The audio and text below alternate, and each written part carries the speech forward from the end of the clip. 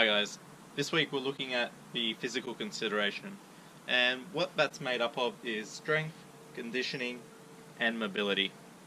I'm not going to give any specific programs or say what way of training is better, and because it's highly personalized. It's kind of like martial arts with a style versus style. People take it personally, and what it really comes down to is what you enjoy doing and what works for you. So what I will do is I'm going to give a short checklist of things that you should probably consider when choosing a program or perhaps just starting out. Now, the first is it should be safe.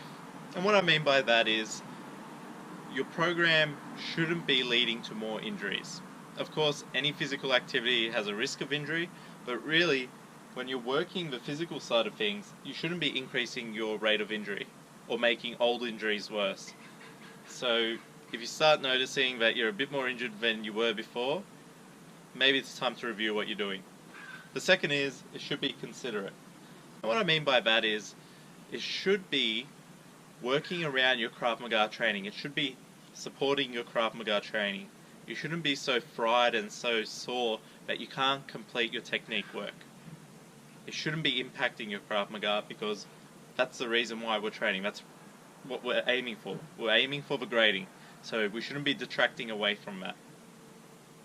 Number 3, it should be holistic, meaning it should be working your strength, your conditioning and your mobility, and it should be working on all the different points underneath those broad terms as well. So mobility, for example, not just hip mobility, but mobility of the spine and the shoulders, strength, not just pushing strength, but also pulling, hinging and squatting. Number 4, it should be consistent. Just like any training, if your training's not consistent, if you overcommit yourself, you go and miss training sessions. And when you miss training sessions, things get missed and the whole thing falls apart. So make sure the program that you choose, or the training that you choose, is something that you can commit to.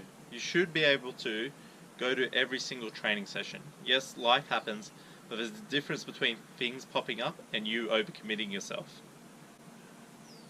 Number 5, it should be appropriate.